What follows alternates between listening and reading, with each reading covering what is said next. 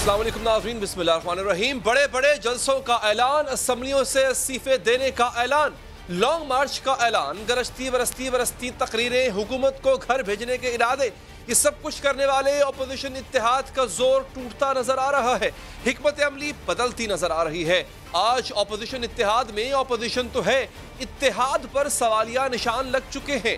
नजर यही आ रहा है कि अपोजिशन की अहम जमात पीपल्स पार्टी पटरी बदल रही है। न सिर्फ पटरी बदल रही है बल्कि इससे पीडीएम ट्रेन की सिमत ही तब्दील कर दी है और इसकी देखा देखी दूसरी जमातों के इरादे भी बदल रहे हैं। क्या पीपल्स पार्टी आखिरी वक्त तक तमाम ऑप्शन अपने पास रखना चाहती है और क्या पीपल्स पार्टी दूसरी जमातों पर भी असरअंदाज हो रही है? पाकिस्तान के सियासी मंजरनामे में इन्हीं सवालों की गूंज है। वजह यह है कि पीपल्स पार्टी ने सेनेट इंतखाबात से कबल इस्तीफे देने के फैसले पर नजरसानी की, ज़िमनी इंतखाबात में हिस्सा लेने का भी ऐलान किया और आज मुस्लिम लीग नून ने भी यही रविश अपना ली है। आज मुस्लिम लीग नून ने भी सेनेट इंतखाबात में हिस्सा लेने का फैसला कर लिया है। यह फैसला पार्लिमानी पार्टी के इजलास में किया गया। इजलास में गिरफ्तार रहनुमाओं शहबाज शरीफ और ख्वाजा आसिफ से इज़हार यकजहती के लिए कुर्सियों पर उनकी तस्वीर भी रखी गई। मुस्लिम लीग नून की नायब सदर मरियम नवाज ने इजलास से खिताब में कहा, पार्लियामान में अपना भरपूर किरदार अदा करते रहेंगे। समा के नुमाइंदा खुसूसी नईम अशरफ भट्ट ने इजलास की जो अंदरूनी कहानी रिपोर्ट की है, इसके मुताबिक लीगी MNAs ने कहा, अगर इस्तीफे देने हैं तो फिर पीछे ना हटिएगा, स्पीकर को इस्तीफे देकर डट जाएं। MNAs ने मरियम नवाज से यह भी कहा कि पार्लियामेंटेरियन से भी मुशावरत की जाए। आज मरियम नवाज ने यह इंकशाफ भी किया कि हुकूमत मुज़ाकरात के लिए उनसे राबते कर रही है, लेकिन अब हुकूमत से कोई बात नहीं की जाएगी। हम किसी के कहने में आकर या कोई प्रेशर में आकर कोई काम नहीं करेंगे। सब बहुत एक्सपीरियंस पार्टीज हैं पीडीएम के अंदर, अक्लमंद लोग हैं। वो जब ये फैसला करेंगे कि ये मुनासिब वक्त है इस पे इस्तीफे देने हैं तो इस्तीफा भी होगा इंशाल्लाह, और जल्दी होगा, ये दूर नहीं है वक्त। और लॉन्ग मार्च भी होगा, लॉन्ग मार्च भी होगा इंशाल्लाह ताला। पीपल्स पार्टी की सिमत बदलने का सिलसिला उस वक्त से शुरू हुआ जब उसने सेनेट इंतखाबात से कबल इस्तीफे देने से इनकार कर दिया। जिस रोज ये इनकार हुआ उससे 2 रोज पहले बिलावल भुट्टो ने बहुत सख्त अंदाज में लॉन्ग मार्च का ऐलान किया था। वजीर आजम से इस्तीफा छीनने की बात की थी।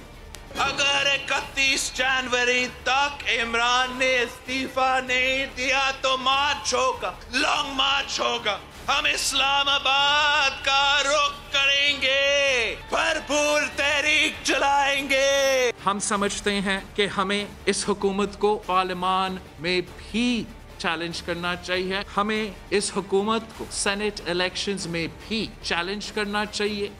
पीपल्स पार्टी के बदले मौक़िफ़ की एक वजह साबिक सदर आसिफ जरदारी को भी समझा गया, क्योंकि उन्होंने हुकूमत को निकालने के लिए तरीक़ाकार बदलने की बात की थी। एक दूसरे को हम मत बताएं कि हमने क्या करना है, कुछ हमसे भी सीख लो, कुछ हमारी भी सुन लो। हो सकता है मैंने ये काम पहले किए हों। जो तरीक़ाकार बदलने की आसिफ जरदारी ने बात की, वो तरीक़ाकार बिलावल भुट्टो ने बताया। उन्होंने कहा कि वो अपोजिशन को हिकमत अमली तब्दील करने और तरीके अदम एतमाद लाने पर मना रहे हैं। बिलावल के ख्याल में उनकी हिकमत अमली से अपोजिशन को जलसों की जरूरत ही नहीं पड़ेगी, बल्कि हुकूमत अपोजिशन की चाय की पार्टी से ही परेशान हो जाएगी। जमहूरी तरीका ये है कि हम अदम एतमाद लेकर आए। रब इंशाल्लाह ताला हम अपने इत्तेहादियों को इस स्ट्रैटेजी पे मनाएंगे, एक पेज पे लेकर आएंगे। फिर जितना हमारा चाय की दावतों पे इनके पसीना निकलेंगे, उतना हमारा 10-10 जलसे से असर नहीं होता है। हैरानी की बात यह है कि हुकूमत भी पीपल्स पार्टी के मौक़िफ़ की हिमायत करती नजर आई। वफाकी वज़ीर शेख रशीद ने कहा, पीपल्स पार्टी के बयानात उनके लिए परेशान कुन नहीं है, बल्कि उन्होंने तो अपोजिशन जमातों की गिनती से ही पीपल्स पार्टी को निकाल दिया। बिलावल पीपल्स पार्टी की स्टेटमेंट है कुछ दिनों से, मेरा मतलब है जमहूरियत के करीब करीब है। बच के रहना उसकी अक्लमंदी है। पीपल्स पार्टी का स्टैंड डिफरेंट ओकेजन और डिफरेंट इश्यूज पे कोई इतना तकलीफ दे नहीं, परेशान कुन नहीं। एज इंटीरियर मिनिस्टर कहूँ परेशान कुन। पीडीएम में 2 पार्टियां सिर्फ टूट रही है पीडीएम। मैं ये नहीं कहना चाहता लोग नून लीग और मौलाना फजलुर रहमान। हुकूमत पीपल्स पार्टी के मौक़िफ़ से मुत्तफ़िक और अपोजिशन की दीगर जमातें इख्तलाफ करती नजर आईं। माजी की इन मिसालों के हवाले दिए गए जब सेनेट में अक्सरियत रखने के बावजूद चेयरमैन सेनेट के खिलाफ तहरीके अदम एतमाद नाकाम हो गई थी। पीपल्स पार्टी के बदले तेवर इस वक्त भी महसूस किए गए जब ऑपोजिशन इत्तेहाद ने इलेक्शन कमीशन के सामने एहतजाज किया और बिलावल भुट्टो इसमें शरीक ना हुए, बल्कि वो उमरकोट में हुए ज़िमनी इंतखाबात में अपनी फतह का जश्न मना रहे थे। पीपल्स पार्टी के पटरी बदलने पर मुस्लिम लीग नून क्या सोच रही है, पूछेंगे नूनमा तलाल चौधरी साहब से। तो साहब शुक्रिया आपके वक्त का। सब ये अभी भी आपको लगता है पीपल्स पार्टी आपके साथ चल रही है? पीपल्स पार्टी ने हर फैसला आपसे पूछे बगैर किया और बाद में आपको यानी पीडीएम को अपने पीछे लगा लिया। क्या अभी भी पीपल्स पार्टी पर आपको पहले जैसा एतबार है? बिस्मिल्लाह रहमान रहीम। अली हैदर साहब, बिल्कुल भरोसा है पीपल्स पार्टी पर। अगर उसने अवामी सियासत करनी है तो उन्हें अवाम की जो इस वक्त जज्बात है उसकी तर्जमानी करनी पड़ेगी। सो कोई भी अवामी जमात जो है वो पीडीएम के एजेंडे से इनहराफ नहीं कर सकती। नहीं, क्या इस वक्त कर रही है सर तर्जुमानी? एक मंजर साहब ये अपने ईमान से बताइएगा सर। देखिए, मैं आपसे बिल्कुल क्लैरिटी, मैं आपको समझता हूं कि कोई भी खुदकुशी नहीं करेगा इस वक्त पीडीएम से अलहदा होके। और पीडीएम ये जो हुकूमत का इख्तिताम है ये अवामी तवक्कुआत और जज्बात के मुताबिक है। हाँ, हर कोई अपना रास्ता दे रहा है। मैं जैसे समझता हूं कि लाहौर से इस्लामाबाद जाना हो, कोई कहता है जीटी रोड से जाएं, कोई कहेगा नहीं मोटरवे जाना चाहिए, कोई कहेगा नहीं बाई एयर जाना चाहिए, लेकिन मंजिल और उसके बाद ये सब की एक जैसी है। सो हुकूमत का खात्मा जो है उस तक पहुंचने के लिए मुख्तलिफ रस्तों की तजावीज है। मगर एक अच्छी बात पीडीएम में ये है कि कोई भी जमात की तजवीज हो उसका फाइनल फैसला पीडीएम में आकर होता है। और हम पिछले जितने फैसले हुए हैं वो यूनानिमस हुए हैं।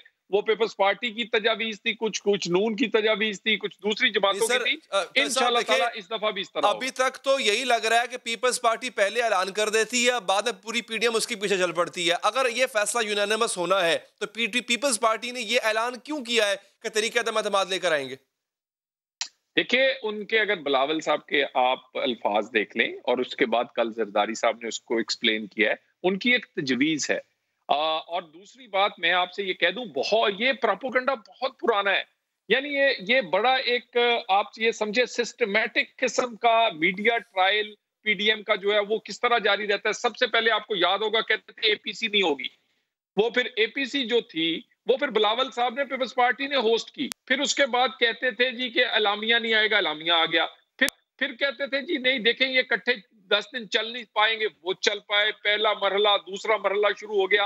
तो बात ये है, ये बिल्कुल क्लैरिटी के साथ हम बड़े क्लियर हैं, इंशाल्लाह ताला पीडीएम ही कामयाब होगी, इससे कोई निकलेगा नहीं।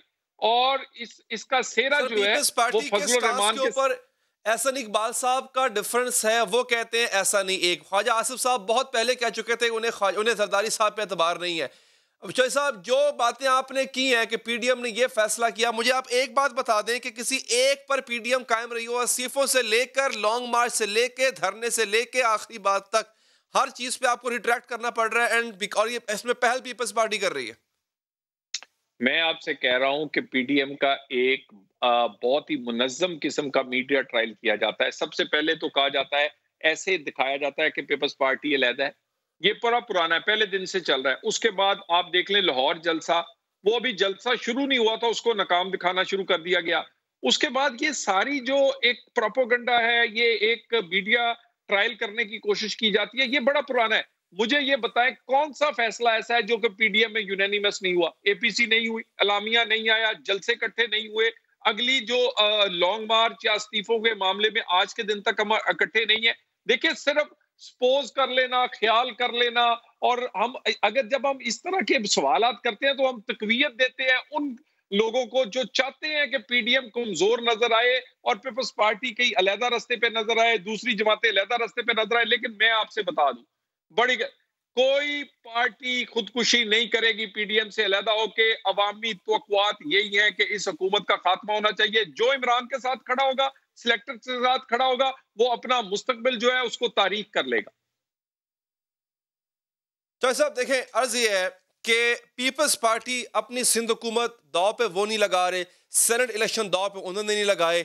ये बात उनको भी पता है, आपको भी पता है। धरने जलसों से हुकूमतें नहीं जाती होती। इमरान खान ने बड़ी कोशिश की, आपको कुछ नहीं किया। आपको भी पता है 2.5 साल इन्होंने रहना है अभी, तो सर उस सिलसिले में 2.5 साल मजीद के लिए पीपल्स पार्टी अपनी सिंध गवर्नमेंट की कुर्बानी क्यों दे, सेनेट की कुर्बानी क्यों दे? तो सर वो तो कह रहे हैं हम आईनी तरीके से भेजेंगे उनको, आपने कहा था कि हम अवामी अदालत में जाएंगे। एक तो ये बात अगर आप सर्वेस करते रहते हैं, और मुझे यकीन है क्योंकि आप ग्रास रूट लेवल पर इन टच होंगे, तो कोई कल भी अगर इलेक्शन होगा तो पंजाब से यकीनन नून लीग को अक्सरियत मिलेगी, पाकिस्तान से मिलेगी, सिंध से आज भी पीपल्स पार्टी दूसरी जमातों से आगे है। सो अगर इलेक्शन होगा तो पीपल्स पार्टी पहले से ज्यादा नंबर्स लेके कौमी और सूबाई असेंबली में जाएगी। सो ये हमारी री इलेक्शन के बाद, वो 2.5 साल बाद हो, 3 साल बाद हो, उसमें पीडीएम की जमातों की पोजीशन बहुत बेहतर होगी, क्योंकि एक तो हम नहीं होने देंगे, एक हम रिगिंग नहीं होने देंगे, एक सिलेक्टर्स को अपना काम नहीं करने देंगे, इस दफा सिलेक्टर्स पाकिस्तान के लोग होंगे, और दूसरा इस कदर नफरत है इस तब्दीली के खिलाफ कि लोग जहर खाना तरजीह देंगे इनको वोट देने के लिए। महंगाई, बेरोजगारी से जो हशर है, आपको मुझे वो गाली नहीं आती जो गली मोहल्ले में लोग इस तब्दीली को दे रहे हैं। लोगों की तो रोटी छीनी गई है, और लोगों को दवाई तो दूर की बात, रोटी पूरी नहीं मिलती। सो ये बात क्लैरिटी के साथ है कि आइंदा अपोजिशन में रहने वाली जमातें जो है उनको अक्सरियत मिलेगी। साहब आखिरी सवाल, चेयरमैन सेनेट आप नहीं हटा सके थे, बड़ी कोशिश कर ली आपने, इससे पहले तरीका आदम एतमाद जो बिल था फैटफ का वो आप नहीं बचा सके थे। सर नंबर आपके पास है नहीं, तो ये किस एतमाद से पीडीएम को लगता है कि अब की बार तरीके आदम एतमाद वो कामयाब करा सकेंगे? देखिए, एक तो मैं ये जो सिलेक्टर्स का खेल है ना, अगर ये हुकूमत देखे ना, हमारा तो पॉइंट ऑफ व्यू प्रूव हो गया कि हमारे पास वोट ज्यादा थे लेकिन हमारे बैलेट बॉक्स से कम निकले। वो सेनेट में पता चल गया, जब बंडे खड़े थे तो 64 थे, जब बैलेट बॉक्स से निकले तो 50 से कम निकले। वो बाकी कहां गए? प्रेशर का शिकार हुए, धांधली हुई, बैलेट बदले गए। इसी तरह अवामी वोट में हुआ, मगर ये हर रोज नहीं होता। और मैं आपसे ये भी बता दूं, हम इस कदर प्रेशर डाल देंगे कि सिलेक्टर्स को इस कठपुतली से अलहदा होना पड़ेगा, नहीं तो अब नुकसान सिलेक्टर्स का होगा। कठपुतली का तो जो नुकसान था वो हो चुका, वो तो तबाह बर्बाद हो गया इमरान खान सियासी तौर पर। अब सिलेक्टर्स को अपनी तो जैसा अर्ज ये है, ये तो आपकी उम्मीद है ना सर, ये तो आपने एक यूं कह लें कि उम्मीद है, कोई आपने डील थोड़ी ना की है, कोई आपने जाके बात थोड़ी ना की है कि भाई अब की बार ऐसा ना करना। पिछली बार जब ऐसा हुआ था ख्वाजा आसिफ ने कहा था पीपल्स पार्टी ने धोखा दिया है। मुझे ये बताएं अब की बार भी ये टेलीकास्ट रिपीट नहीं होगी, इसकी क्या गारंटी है? ख्वाजा आसिफ को या बाकियों को लगता है पीपल्स पार्टी धोखा देती है इस मामले में, अब की बार नहीं देगी, सर इसकी बात की क्या गारंटी है? पीपल्स पार्टी जो है ये मैं नहीं समझता धोखा जो है, जो हमारे साथ ड्रॉ हुआ है वो सिलेक्टर्स ने किया है। यानी वोट 64 लोगों में पीपल्स पार्टी के लोग भी खड़े थे, वो फिर जो बैलेट बॉक्स से कुछ और निकला, प्रेशर डाला जाता है, नैब इस्तेमाल की जाती है, ब्लैकमेल किया जाता है, और उसके बाद कहा जाता है आपके कारोबार, आपके रिश्तेदार, आपकी जाती जिंदगी को तबाह कर दिया जाएगा। मगर ये खेल नहीं चलेगा। अब दूसरी साइड पर पाकिस्तान के लोग सिलेक्टर्स के अगेंस्ट खड़े हो गए। मियां नवाज शरीफ ने सिलेक्टर्स के नाम लेकर बिल्कुल क्लियर कर दिया है कि आप ये देख लें कि अब अगर कोई उसका साथ देगा तो हमारा रुख जो है वो लॉन्ग मार्च में उनकी तरफ हो जाएगा। सो इसीलिए हमने लॉन्ग मार्च में पिंडी भी डाला है। सो मेरा ख्याल है अब उन्हें भी एहतियात करनी है, वो अपने आप को बचाएं। पाकिस्तान के लोग इस तरह उन अदारों से नफरत करना शुरू हो जाएंगे जो पाकिस्तान से जिस हुकूमत को वो सपोर्ट कर रहे हैं उससे इस कदर नफरत है लोगों को कि उसके साथ वो किसी को नहीं देखना चाहता। पकड़े ना सर आपने, वो बंदे आज भी मौजूद हैं आपकी सफों में, वो बंदे आपने नहीं पकड़े, आपने तहकीकात ना आपने की ना पीपल्स पार्टी ने की। वो अब की बार दोबारा ऐसा करें आपके साथ, आपको कैसे पता चलेगा वो कौन थे? तो मैं आपसे ये अर्ज करूं, कल आपने खोखर पैलेस गिरते देखा, मुझे ये बताइए यार यहाँ पर इस कदर सियासी विक्टिमाइजेशन होती है, बहन बेटियों को गिरफ्तारियों से लेकर अब घरों को गिराने तक आ गए। इस कदर नैब से लेके FIA, anti narcotics, anti corruption, Pakistan का कोई इदारा इस वक्त नहीं जो अपोजिशन के अगेंस्ट नहीं है, सिर्फ इसलिए कि प्रेशर डालकर इनको रोका जाए। यही असेंबली के मेंबरों के साथ हमारे होता है। हाँ, कुछ लोग कई दफा कमजोर हो जाते हैं, कुछ लोग किसी वक्त प्रेशर में आ जाते हैं, मगर इंशाल्लाह ताला ये प्रेशर हम हटा कर दिखाएंगे। और मैं ये भी बता दूं, ये नैब को कहें, मेरा चैलेंज है कि वो फजलुर रहमान को कोई एक डायरेक्ट नोटिस भेज के या गिरफ्तार करके दिखाए। इनको अपने भाव पता चल जाएगा कि भी क्या होता है। ये काम अब नहीं चलेगा, और ये किसी भी अब इस तरह का काम करेंगे तो डायरेक्टली कॉन्फ्रंट्रेशन जो है वो इन अदारों के खिलाफ होगी जो कि इस्तेमाल हो रहे हैं किसी प्रेशर की वजह से। नहीं वैसे जॉय साहब, इस तरह तो किसी के पास भी चंद बंदे होंगे, कुछ मजमा होगा, कुछ जत्था होगा, इस तरह तो हर कोई भी इदारों पर चढ़ाई करता फिरेगा। खैर ठीक है, बहुत बहुत शुक्रिया आपके कीमती वक्त का। आगे बढ़ेंगे नाजरीन। महंगाई बढ़ती जा रही है और हुकूमत बेबस नजर आती है। मुल्क में एक हफ्ते के दौरान महंगाई की शरह में 0.3% इजाफा हुआ है। सिर्फ एक हफ्ते में ज़रूरत की 19 चीज़ें महंगी हुई हैं।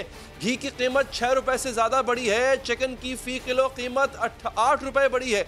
जब भी महंगाई होती है हुकूमत इसे कम करने की बजाय इसका जवाब पेश करती है। कभी माजी की हुकूमतों को जिम्मेदार ठहराती है, कभी डॉलर महंगा होने की वजह बताती है, कभी मुल्की कर्जों की बात होती है तो कभी करंट अकाउंट खसारे के सर तमाम इल्जाम धर दिए जाते हैं। अब तक हुकूमत महंगाई की कौन सी 13 वजूहात बता चुकी है, आइए जानते हैं। जब आपका रुपया गिरता है ना, हमारे आने के 1 साल तक रुपया 107 रुपए डॉलर से 160 रुपए डॉलर पे गया। इसका मतलब क्या हुआ? सारी चीजें जो बाहर से इंपोर्ट, जिसमें पेट्रोल एक है और जिसमें पेट्रोल जाता है बिजली, आधा बिजली बनती है तेल से और बाकी डॉलर कॉन्ट्रैक्ट्स हैं, तो इसका मतलब बिजली, पेट्रोल, गैस जितनी बाहर से आई वो महंगी हो गई। घी, दालें, 70% दालें बाहर से, वो सब महंगा हो गया। तो महंगाई तो जिस वक्त रुपया गिर रहा था तो उसके बाद महंगाई तो आनी थी। पेट्रोल महंगा होता है आपका, बाकी चीजें, कोयला महंगा होता है या डॉलर आपका जो है महंगा होता है तो आपकी कीमत बढ़ जाती है। जो कॉन्ट्रैक्ट साइन किए इन्होंने बिजली बनाने पे पिछली गवर्नमेंट ने, वो जो उससे बिजली बनती है और जो हम बेचते हैं उसमें 3 रुपए का फर्क है। ये वो बारूदी सुरंग है जो कि मुस्लिम लीग नून की हुकूमत ने दानिस्ता तौर पे बदनीयती के साथ ये मुआहदे किए और ये कारखाने लगाए। ये वो सूरत हाल है जो हमें विरसे में मिली। इंटरनेशनली पेट्रोल तेल की कीमत ऊपर चली गई है। कीमतें अगर हम नहीं बढ़ाते तो हमारे कर्जे बढ़ जाते हैं। ये जो माफियाज बैठे हुए हैं जो इस मुल्क में महंगाई करते हैं पैसे बनाने के लिए, ईमान की हद तक सोच के ये कहता हूँ कि महंगाई इसलिए भी हुई कि चोरों ने बहुत लूटा। IMF के मसलों से हम निकल ना सके, उसका बोझ आप लोगों पे पड़ा। जिस वक्त करंट अकाउंट का खसारा खतरनाक हद तक पहुँचता है और आपका रुपए जो है वो प्रेशर में आता है और उसकी कदर गिरनी शुरू होती है, उससे आटा भी महंगा होता है, चीनी भी महंगी होती है, घी भी महंगा होता है, पेट्रोल भी महंगा होता है, डीजल भी महंगा होता है, बिजली भी महंगी होती है। कुछ नेटवर्क ऐसे मुतहरक है कि जो मसनूई जो आपकी डिमांड सप्लाई का गैप है उसको पैदा करके क्राइसिस में उसको बदलना। महंगी हो सकती है, अगर पेट्रोल महंगा हो सकता है, अगर गैस और बिजली महंगी हो सकती है तो गोश्त के महंगे होने से कोई अजाब नहीं आ जाएगा। कोई चीज महंगी हो भी रही है उससे फायदा उस ज़राअत और किसान को हो रहा है कि जो हमारे में सही है, और 10 करोड़ है इस मुल्क का। एक दवा अगर 10 रुपए की थी और आज हम कहते हैं कि वो 14 रुपए की बिके या 12 रुपए की बिके और उसको मैन्युफैक्चर करने की कॉस्ट मिसाल के तौर पे 18 है या 20 है, तो नतीजा क्या होगा? वो मार्केट से गायब हो जाएगी। सर आप ही कहते हैं मेरी 2 लाख तनख्वाह है, मेरा उसमें गुजारा नहीं होता। सर यहाँ पे 17-18 हज़ार में लोग कैसे गुजारा करेंगे? इसका हल क्या है? लेकिन पारस, मैं आपको ये समझा रहा हूँ, इसका हल ये है कि अपने मुल्क की दौलत बढ़ाएं, वेल्थ क्रिएट करें। और जब तक नहीं होती लोग खुदकुशियां करें। क्या करें आप? और जब तक नहीं होती लोग खुदकुशियां करें। क्या करें आप? तो नाज़रीन, इनमें से जो भी वजह आपको दुरुस्त लगती है उस वजह को कबूल कीजिए और फिर तसल्ली से सो जाएगी। नाज़रीन, एक वक्फा यहाँ पर लेंगे। वक्फे के बाद आपको बताएंगे हमारे मुल्क में हव्वा की बेटियों को जिस तरह पहले हवस का निशाना बनाया जाता था, अब वो दरिंदा सिर्फ लोग उनकी जान के दर पे हैं। कैसे उनकी जिंदगी को जहन्नम बना दिया जाता है, जला के उनके जिस्म को चलती फिरती लाश बना दिया जाता है। ऐसी कई दास्तानें हैं जो कि आज हम आपको बताएंगे। उन दास्तानों की भेंट चढ़ने वाली वो बच्चियां भी हमारे साथ प्रोग्राम में मौजूद होंगी इस वक्फे के बाद। हव्वा की बेटियां कहां जाएं, किससे इंसाफ मांगें, अपने तहफ़्फ़ुज़ के लिए किस तरफ देखें, क्योंकि वो तो अपने ही घरों में गैर महफूज होती जा रही हैं। इनके अपने ही उनकी जानें ले रहे हैं। कहीं वालिदैन और भाई अपने बहन बेटियों को अपने हाथों से मार रहे हैं तो कहीं शौहर और उसके घर वालों के हाथों ख़वातीन का खून बहाया जा रहा है। पाकिस्तान की हर चौथी औरत घरेलू तशद्दुद का शिकार हो रही है। एक साल में ख़वातीन के खिलाफ जुराइम की रिपोर्ट होने वाले वाक़यात में तादाद 20,000 से बढ़ चुकी है। हवा की ये बेटियां, उनके खिलाफ सफाकियत का हालिया वाकया फैसलाबाद में सामने आया, जहां मुबैना तौर पर ससुरालियों के हाथों झुलसने वाली खातून ने गुज़िश्ता रोज दम तोड़ दिया है। खबर के मुताबिक कुछ दिन पहले फैसलाबाद में मैके से रकम लाकर न देने पर ससुरालियों ने मुबैना तौर पर बहू को आग लगा दी थी, जो गुज़िश्ता रोज अलाइड अस्पताल फैसलाबाद में चल बसी। फैसलाबाद पुलिस के मुताबिक खातून के शौहर, ससुर और देवर के खिलाफ फैसलाबाद के थाना गुलामाबाद में नसरीन बीबी को जलाने का मुकदमा दर्ज किया गया है। लेकिन फैसलाबाद का वाकया सिर्फ एक नंबर है, एक हिंसा है, जो ऐसे वाकयात की उन अनगिनत कतार में शामिल हो गया है जो इससे पहले वक़ूफ़ पज़ीर हो चुके हैं, जिसमें इंसाफ की उम्मीद लगाना खुद को फरेब देने के बराबर होगा, क्योंकि पाकिस्तान में ऐसे वाकयात के मुल्ज़िमान को सजाओं की शरह सिर्फ 2.5% है। इंसानी हकूक़ के आलमी इदारे ह्यूमन राइट्स वॉच के मुताबिक पाकिस्तान में गैरत के नाम पर हर साल 1000 लोगों को मौत के घाट उतार दिया जाता है। ह्यूमन राइट्स कमीशन की रिपोर्ट के मुताबिक 2018 में पाकिस्तान में गैरत के नाम पर 1100 खवातीन को कत्ल किया गया था। जॉर्ज टाउन यूनिवर्सिटी के एक सर्वे के मुताबिक पाकिस्तानी खवातीन के तहफ़्फ़ुज़ के हवाले से दुनिया के 153 मुल्कों की फहरिस्त में पाकिस्तान 150वें नंबर पर है और 26% पाकिस्तानी खवातीन किसी न किसी तरह अपने शौहर या करीबी रिश्तेदार के हाथों तशद्दुद का निशाना बनती आई हैं। रिपोर्ट्स के मुताबिक जिनसी और घरेलू तशद्दुद के वाक़यात के हवाले से पाकिस्तान इस वक्त दुनिया का छठा खतरनाक मुल्क बन चुका है। और अफसोस की बात यह है कि रिपोर्ट होने वाले वाक़यात में सजाओं की शरह सिर्फ 2.5% है। गैर सरकारी तंजीम वाइट रिबन के मुताबिक पाकिस्तान में 2004 से 2016 के दरमियान औरतों के खिलाफ जिनसी तशद्दुद के 4734 वाक़यात रिपोर्ट हुए, जबकि गैरत के नाम पर 15,000 जुराइम हुए और 1800 घरेलू तशद्दुद के वाक़यात रजिस्टर्ड हुए। शुमार के मुताबिक पाकिस्तान में 2011 से 2017 तक खवातीन के खिलाफ 51,000 से ज़ायद तशद्दुद के वाक़यात सामने आ चुके हैं। पाकिस्तान में खवातीन के खिलाफ जुराइम क्यों बढ़ रहे हैं और वो अपने ही घरों में क्यों महफूज नहीं हैं? इसके साथ साथ जो वाक़या मैंने आपको फैसलाबाद का बताया, जहाँ पर 6 दिन बेचारी एक बच्ची वो तड़पती रही, अपनी माँ से ना मिल पाई क्योंकि उसकी माँ इतनी गरीब है कि उसके पास पैसे नहीं थे कि अपनी बेटी का जाके तीमारदारी कर पाती, वो कैसे दम तोड़ गई। बात करेंगी उसी की बात बीबी से। हमारे साथ मौजूद है एक और खातून जिनके साथ ऐसा ही वाक़या पेश आया और मुबैना तौर पे उनका इल्ज़ाम है कि उनके शौहर ने उनको आग लगा दी, पेट्रोल छिड़क कर आग लगा दी। मार्गरेट हिरा हमारे साथ मौजूद हैं और हमें ज्वाइन किया है आलिया सालिम बर्नी साहिबा ने। आप समाजी कारकुन हैं, मैं आप सबका बहुत शुक्रगुजार हूँ। नसीन बेबी, आप दिली ताज़ियत, आपका दुख बहुत बड़ा है, हम बांटने की कोशिश कर सकते हैं मगर उसकी तकलीफ सिर्फ आप महसूस कर सकती हैं। आप बता सकेंगी कि क्या हुआ, एग्जैक्टली वाकया है क्या? मेरी बेटी दे नाल वाकया होया, अज 3 दिन हो गए आ, मेरे घर अजे सीधा कोई नहीं आया हैगा। इन्हां दे पापा नूं फोन आया सी, हो गए। जी जी, हेलो जी, इन्हां दे पापा नूं फोन आया गए। तुसी गल करो, होया किसी है, दसो होया किसी? इन्हां दे पापा नूं फोन आया सी, हो गए ते जांदियां नूं ਇਹ ਕਿਹਾ ਸੀ ਕਿ ਉਹ ਠੀਕ ਨਹੀਂ, ਦਵਾਈ ਲੈਣੀ ਆ। ਉਹ ਪਹਿਲੇ ਵੀ ਦਵਾਈ ਲੈਣ ਲਈ ਫੋਨ ਕਰ ਦਿੰਦੇ ਸੀਗੇ ਕਿ ਤੁਹਾਡੀ ਬੇਟੀ ਠੀਕ ਨਹੀਂ ਗਈ, ਇਹਨੂੰ ਆ ਕੇ ਦਵਾਈ ਲਿਆ ਦਿਓ। ਗਏ ਦਵਾਈ ਦੇ ਬਹਾਨੇ ਦੇ ਨਾਲ ਸੱਦਿਆ ਹੈ, ਜਾਂਦਿਆਂ ਨੂੰ ਇਹਨਾਂ ਨੇ ਦੇਖਿਆ ਹੈ ਕਿ ਮੇਰੀ ਬੇਟੀ ਸਾਰੀ ਜਲੀ ਹੈ। ਉਹਨਾਂ ਨੇ ਬੜਾ ਦੇ ਉੱਤੇ ਜ਼ੁਲਮ ਕਰਦੇ ਸੀ, ਉਹ ਮਾਰਦੇ ਸੀ। ਅੱਛਾ, ਉਹਨੂੰ ਸਾੜਨ ਤੋਂ ਪਹਿਲਾਂ ਵੀ ਮਾਰਦੇ ਸੀ ਉਹਨੂੰ? ਹਾਂਜੀ, ਮਾਰਦੇ ਸੀ। ਤੇ ਕਹਿੰਦੇ ਕੀ ਸੀ, ਕੀ ਚਾਹੁੰਦੇ ਕੀ ਸੀ? ਚਾਹੁੰਦੇ ਇਹ ਸੀ ਜਦੋਂ ਆਉਂਦੀ ਸੀ ਥੋੜਾ ਬਹੁਤਾ ਖਰਚਾ ਮੈਂ ਦੇ ਦਿੰਦੀ ਸੀਗੀ। ਉਹਦੇ ਵਾਲਦ ਰਕਸ਼ੇ ਦਾ ਚਲਾਉਂਦੇ ਸੀ। ਅਸੀਂ ਘਰ ਬਹੁਤ ਗਰੀਬੀ ਏ, ਅਸੀਂ ਰਹਿਣ ਦੇ ਮਕਾਨ ਦੇ ਉੱਤੇ ਰਹਿੰਦੇ ਆ। पैसे मांगते सी, यानी कहते सी खर्चा लेके आ, पैसा लेके आ। हाँ जी, पैसा नहीं दे पांदे सो ते मारदे सी? नहीं, हाँ जी, ਉਹਨੂੰ ਮਾਰਿਆ, ਉਹਨੂੰ ਜ਼ਿੰਦਾ ਜਲਾ ਦਿੱਤਾ। ਮੇਰੀ ਬੇਟੀ 3 ਦਿਨ ਹਸਪਤਾਲ ਦੇ ਵਿੱਚ ਤੜਪਦੀ ਰਹੀ, 4 ਦਿਨ। मैं मजदूर हाँ, मेरे को नहीं जाया गया। या अल्लाह, इतने शफाक लोग कहाँ होते हैं? मुझे तो समझ नहीं आ रही है कौन लोग होते हैं जो चंद टकों की खातिर किसी इंसानी जिंदगी के साथ खेल जाते हैं। तुसी हुण चाहते क्यों माजी दसो तुहाड़ा की मुतालबा है हुकूमत नाल? मेरी बच्ची नूं इंसाफ चाहिदा है, मेरी मदद करो, ओदे नाल इंसाफ होना चाहिदा है। नाजरीन, ये खातून अपनी जख्मी बेटी को देखने नहीं जा सकी क्योंकि इनके पास पैसे नहीं थे।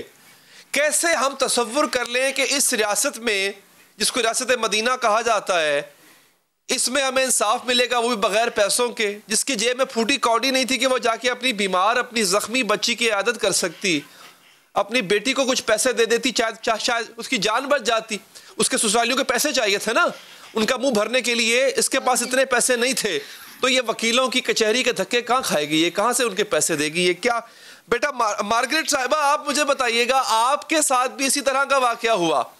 आपके ससुराल ने भी आपके साथ ऐसे ही जुल्म किया? क्या वो भी ऐसी ही डिमांड करते थे? आपके साथ क्या हुआ, जरा आप बताइएगा। मेरे जो हस्बैंड थे वो पहले तो मुझे मारते थे, मार के घर से निकाल देते थे।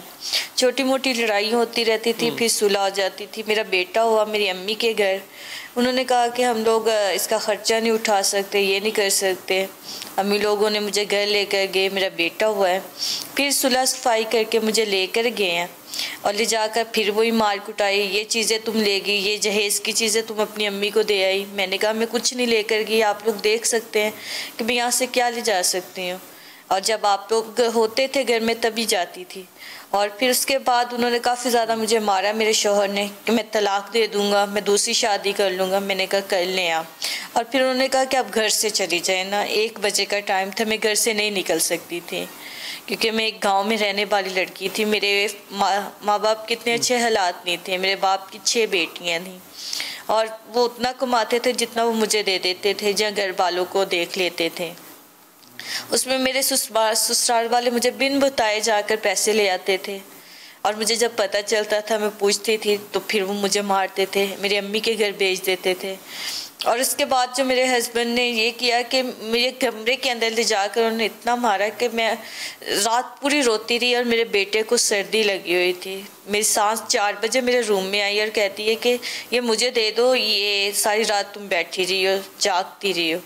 जब वो लेकर गए मैं सो गए, मेरे बिस्तर के ऊपर उन्होंने पेट्रोल फेंक कर आग लगा दी और मैं रूम के अंदर चीखती रही, चिल्लाती रही। उन्होंने रूम बंद कर दिया और सुबह को उठकर वो जब मुझे हॉस्पिटल लेकर गया तो उन्होंने मेरे अब्बू को कहा कि मार्गरेट ने खुद को आग लगा ली है, जबकि मैंने खुद आग लगाई नहीं, मुझे पता ही नहीं कि मुझे आग कैसे लगी है। तो उन्होंने फिर जाकर कहा कि इसने, कोई कह रहा है दूध पर गिरा है, कोई कह रहा है कि सिलेंडर फटा है। जब ऐसे हुआ तो डॉक्टर ने कहा कि जितनी देर तक पुलिस केस नहीं होगा हम लोग इसको हॉस्पिटल में नहीं रखेंगे। जब हॉस्पिटल में पुलिस आई है तो उन्होंने मेरे बयान लिए, इलाज शुरू हुआ है। उसके बाद फिर जो मेरी एफआईआर थी पुलिस ने रद्द कर दी कि एफआईआर कटी नहीं है, सुलह कर लें, अब तो कुछ नहीं है, मर जाएगी। अच्छा। जब अम्मी अब्बू पैसे दे देते पुलिस वालों को, पुलिस वाले मेरा केस जो वो ले लेते थे, एफआईआर दर्ज हो जाती थी। लेकिन बाद में वो एफआईआर काट देते थे, कहते थे एफआईआर नहीं हुई, उनके साथ हो जाते थे। 7-8 माह के बाद मेरा केस जो वो चलना शुरू हुआ था, जब मीडिया पे आना शुरू हुआ। उसके पहले मेरा केस नहीं चला था और अभी भी उसे 50 साल की सज़ा तो हो गई है, लेकिन फिर उसे बेल हो गई है। मुझे पता है नहीं कि कब बेल हुई है, मेरे घर कोई नोटिस नहीं आया, कोई गवर्नमेंट की तरफ से हेल्प नहीं हुई। आपको भी पैसे देके जो वक्ती तौर पे थोड़ा बहुत इंसाफ मिलना तो नहीं कह सकते इसको, इंसाफ की तरफ जो चलना था वो थोड़े से पैसों की ग्रीस लगाना जरूरी थी। आलिया सालिम बरनी साहिबा, चले मुबारक हो आपको, ऐसे मिलने लग गया अब इंसाफ, अब ऐसे मिलेगा इंसाफ हम सबको, बल्कि मुबारक हो बतौर कौम। बात यह है कि मैं तो सोच रही हूँ जिन मुल्कों में, जिन जगहों पर हमारी बच्चियों की इज़्ज़तें और ज़िंदगियाँ महफूज नहीं हैं, वहाँ ऐवानों की गैरतें कहाँ हैं। मैं उन मर्दों से सवाल करती हूँ जिनके माशरे में, क्योंकि ये माशरा है तो मर्दों का ही माशरा ना, तो ठीक है मैं मानती हूँ ये मर्दों का माशरा है, हम उन्हें सर पर भी बिठाते हैं, हम उनकी इज़्ज़त भी करते हैं, हम उनका बहुत एहतराम करते हैं, लेकिन फिर मेरा सवाल है कि उनकी गैरतें कहाँ हैं। जिस माशरे में बच्चियों के साथ ये हो रहा है, कभी हम रेप के केसेस देख रहे होते हैं, अगर वो बच्चियां वहां से बच जाती हैं और शादियां, पहले शादियों के मसले होते हैं, अच्छा ठीक है, फिर शादियां भी हो जाती हैं तो फिर जला के मार दिया जाता है। जिन घरों में बहुएं और बेटियां दोनों होती हैं, जब भी चूल्हा फटता है, जब भी आग लगती है, जब भी किसी बच्ची की मौत होती है तो वो बहू ही होती है। और कहने में ये कहा जाता है कि बहू बेटी जैसी होती है। हम कब तक अपनी सोसाइटी को ये हिपोक्रेसी के साथ लेकर चलेंगे? मैं नहीं कहती कि बहू बेटी जैसी होती है, शायद वो बन भी नहीं सकती, लेकिन मैं ये जरूर कहती हूँ कि वो एक इंसान होती है। हम कब अपने आपस में एक दूसरे के साथ इंसानियत का रिश्ता रखेंगे? किसी की बेटी होती है और हमारी बेटी भी किसी के घर जाकर उसकी बेटी बनती है। हम कब अपने माशरे को सही एंगल दिखाना शुरू करेंगे? कब ये कंफ्यूजन्स खत्म होंगी? कब अल्फाज से घुमा फिरा के हम अपनी बच्चियों को खत्म करते चले जाएंगे? अदालतें बहुत अच्छी तरह चीजों को समझ रही हैं। कब तक पुलिस वाले गलत तरीके से FIR काटेंगे, दफात सही नहीं लगाएंगे, वहां से सबूत सही इकट्ठा नहीं करेंगे? कितना पैसा खाएंगे पुलिस वाले? कितना पैसा इनको चाहिए? कितनी बच्चियों की हुर्मतें और इन्हें चाहिए? कितनी बच्चियों की जानें और इन्हें चाहिए? कितने दुख से मैं अपने पुलिस महकमा बहुत अच्छा सही, लेकिन महकमे में जो लोग काम कर रहे हैं उनमें अच्छे पुलिस वाले भी सही, लेकिन उनमें जो चंद काली भेड़े हैं उन्होंने पूरे माशरे की बच्चियों की, औरतों के, शरीफ लोगों की जिंदगी अजाब की हुई है। मतलब कितने दुख की बात है, महकमा बना हमारे लिए और वो महकमा हमें ही खाए चला जा रहा है। ये बातें कहना इतनी मुश्किल है क्योंकि इसी शहर में, इसी मुल्क में रहते हुए इन्हीं पुलिस वालों से मेरा भी वास्ता पड़ता है, मेरे इदारे का भी वास्ता पड़ता है। लेकिन जब इतनी तल्ख हकीकतें सुनूं तो कहां तक दिल की आवाज को दबाऊं, कहां तक इन जज्बात को दबाऊं? जरा पुलिस वाले के पास जाके कोई आप कोशिश तो कीजिए FIR कटवाने के लिए। अगर आपका बहुत बड़ा प्रेशर भी उस पर आ रहा है तो वो 4 दफा आपको फोन करके पूछेगा कि क्या मैं FIR काट दूं, क्या मैं क्यों? क्योंकि भत्ता तो दूसरी तरफ से लिया जा रहा होता है, रिश्वत तो दूसरी तरफ से ली जा रही होती है। कराची जैसे शहर में आज भी जिस तरह से भत्ते लिए जा रहे हैं मैं आपको बता नहीं सकती। आज भी यहाँ पे गुंडे हैं और ये पुलिस वाले उनकी FIR नहीं काटते। महीना जाता है, महीना बंधा हुआ है। अब अगर पुलिस वालों की बात करूं, इनकी तैनाती किस तरह होती है? सियासी भर्ती किस तरह होती है? सियासी। इनमें जो अच्छे लोग होते हैं उन्हें कहां उठाकर फेंका जाता है? जहां उनकी जिंदगियां खराब हो जाए, जहां उनके पास करने के लिए कुछ नहीं होता। कब तक ये सारा? पुलिस को बार बार इसलिए कह रही हूं कि ये कोई हल्का महकमा नहीं है। आपके सारे जितने भी आपके जुराइम होते हैं उसमें अगर यही एक्टिव हो जाए, यही सही हो जाए तो मैं समझती हूँ अदालतों के लिए बहुत आसानी हो जाएगी, या अदालतें सही फैसला कर पाएंगी। क्योंकि जब पुलिस वाला सही बयान, सही FIR, सही दफात लगाएगा तो बहुत बेहतर हो जाएगा। शुक्रगुजार हूं आलिया साहब आपके वक्त का, और असीम बेबी एक दफा फिर हमारी तरफ से ताज़ियत, आपका भी बहुत शुक्रिया। मार्गरेट आपका भी शुक्रिया। एक वक्फा लेते हैं, वक्फे के बाद आपको बताते हैं जो कराची को बदलने निकले थे वो तो एक दूसरे के दस्तों गिरफ्तार हो गए। अली जैदी और मुराद अली शाह साहब की जो आपसी लड़ाई है उसका खुमियाजा कराची वालों को कितना भुगतना पड़ेगा, ये हम बात करेंगे, अली जैदी साहब से ही पूछकर बताएंगे। हमारे साथ वो होंगे इस वक्फे के बाद। नाज़रीन, कराची बदलने का ख्वाब बिखरता नजर आ रहा है। इख्तलाफात की चिंगारियों में कराची के मफादात जल रहे हैं। 1100 अरब रुपए का पैकेज सियासी धींगा मुश्ती की नजर हो रहा है।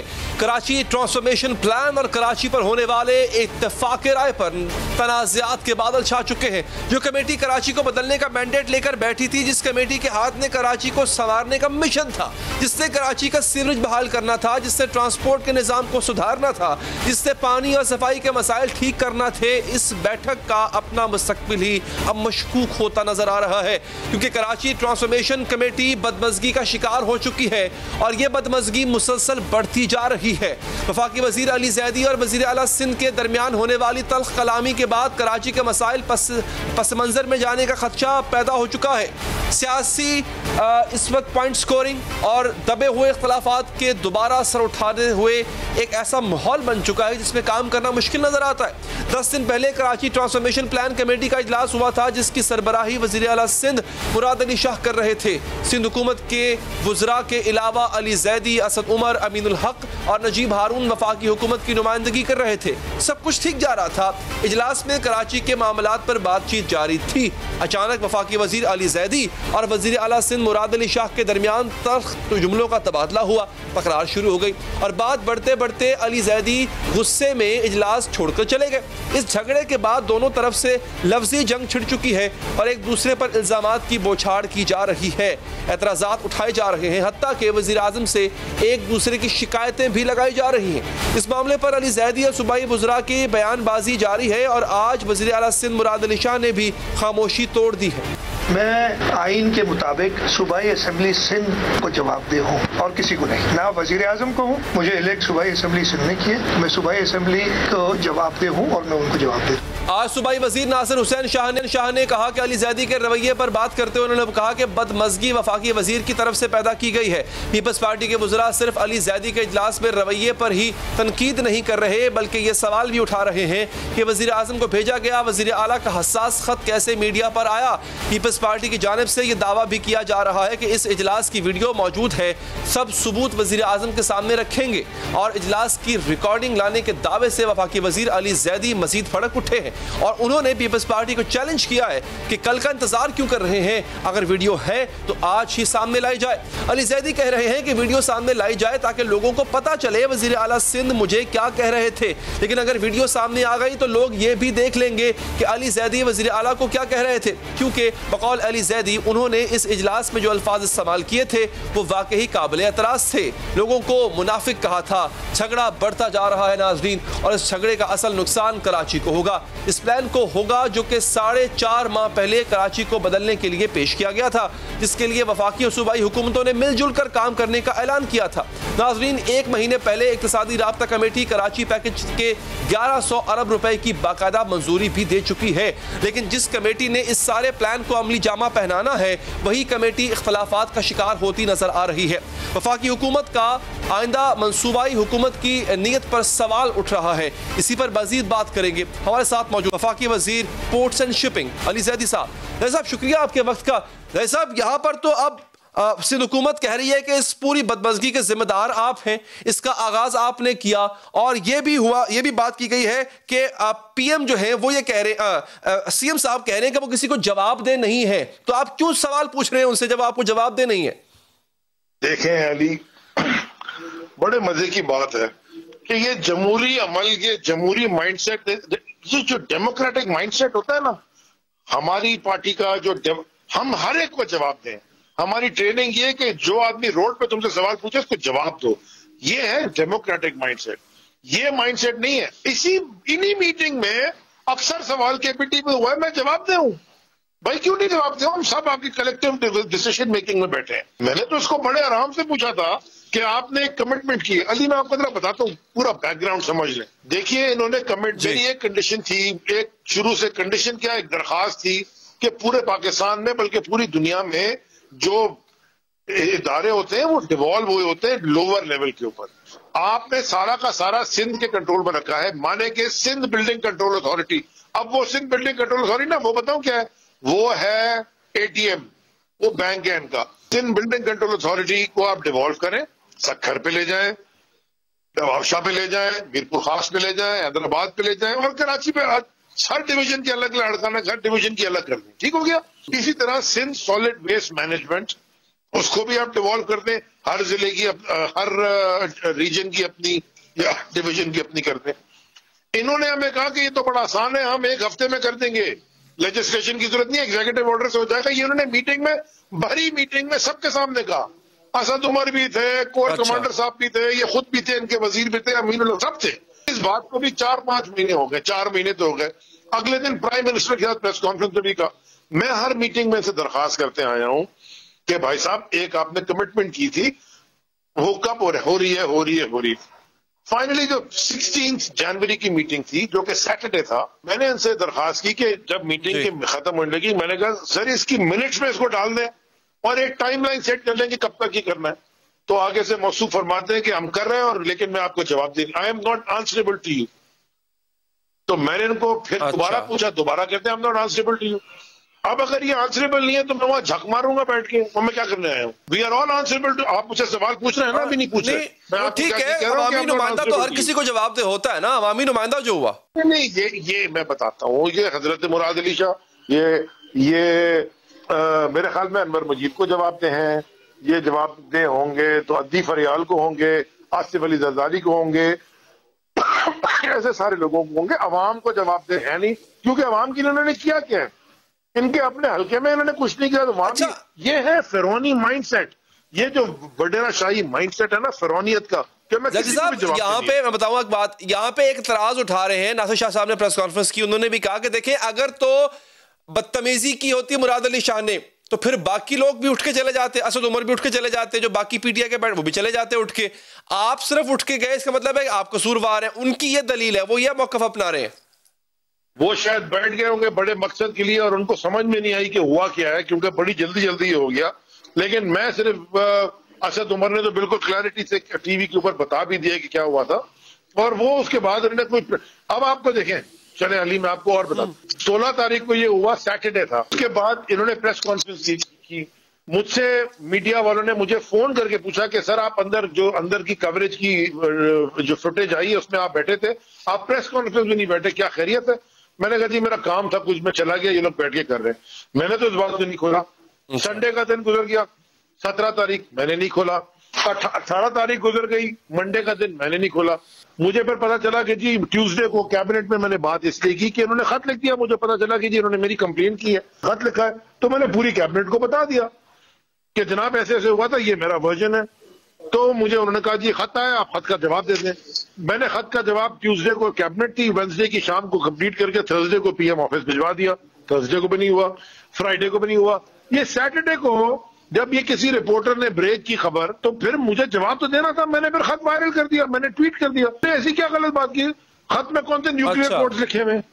उसके बाद नासिर शाह साहब खुद बैठ के कल कह रहे हैं टीवी के ऊपर हमारे पास वीडियो है और हम वक्त आने पे दिखाएंगे। बड़ा वक्त तो आ गया, आज दिखा दें, मुझे क्या फर्क पड़ रहा है? अच्छा ज़ाहिद साहब ये बताइएगा, ठीक है ना, ये लड़ाई तो हो गई, ये सब कुछ हो गया, अब इस लड़ाई में जो पिस रहे हैं वो कराची वाले पिस रहे हैं, तो कराची कमेटी का क्या होगा? मैंने पीएम से कह दी थी अगर आप चाहते हैं कि मैं कराची कमेटी से हट जाऊं, मैं हट जाऊंगा, मुझे कोई फर्क नहीं पड़ता। मैं कराची कमेटी में मुराद अली शाह की उसका खाना खाने नहीं आया था, वो खाना वैसे है भी अच्छा। मैं आया था कराची के लोगों के लिए काम करने के लिए। मैं मैं 2019 में कचरे डेले में इसलिए उठा था कि बारिश के नाले साफ करूं ताकि लोग नहीं डूबे। क्या जरूरत पड़ी है जी? मैं विभाग में बैठा हूं, मेरा तो काम नहीं है नाले साफ करना, कचरा उठाना, but I did it FWO के साथ मिलकर। और कराची 2019 की बारिश में नहीं डूबा, 2020 में डूब गया, क्योंकि इन्होंने ये कचरा भी इनसे नहीं उठता। और अली जरा एक सेकंड के लिए, forget about political affiliation, forget about PTI और PPP और forget about everything, सब चीजें भूल जाए। सिर्फ एक मिनट के लिए ठंडे दिमाग से ये सोचें कि 6-7 महीने से मीटिंग्स हो रही हैं जिसमें 3 फेडरल मिनिस्टर, 3 सूबाई वजीर, जिसमें एक CM साहब खुद, कोर 5 कोर कमांडर भी बैठे हैं, और NDMA के चेयरमैन जो 3 स्टार जनरल हैं, बाकी GOC और फला ढमका फौज के नुमाइंदे, लॉ एनफोर्समेंट, सेक्रेटरीज, इतने सारे। जनाबे वाला डिस्कशन क्या हो रही है कि सिंध के एक शहर कराची, जो कि दुनिया का तीसरा बड़ा शहर है, जो कि पाकिस्तान की शहर रग है, जो कि पाकिस्तान का फाइनेंशियल हब है, उससे कचरा कैसे साफ करना है और इंक्रोचमेंट कैसे उठानी है। माने ये इतनी हाई पावर्ड कमेटी को बात करेगी जी स्ट्रेटेजिक विजन क्या बनाना है, कनेक्टिविटी, मतलब 1000 चीजें हैं। 6 महीने से हम कचरे की बात कर रहे हैं और वो कहते हैं कि जी वो भी हम जवाब देनी है। मैं इसका गवर्नेंस का क्या, कौन सा मॉडल है ये? अली ज़ैदी साहब बहुत बहुत शुक्रिया आपके कीमती वक्त का। लेकिन अगेन सर, मसला सिर्फ यही है कि इस पूरी लड़ाई में नुकसान सिर्फ कराची वालों का हो रहा है। प्रोग्राम का वक्त नाज़रीन यहाँ पर खत्म हो जाता है, दीजिए इजाजत, अल्लाह के बाद।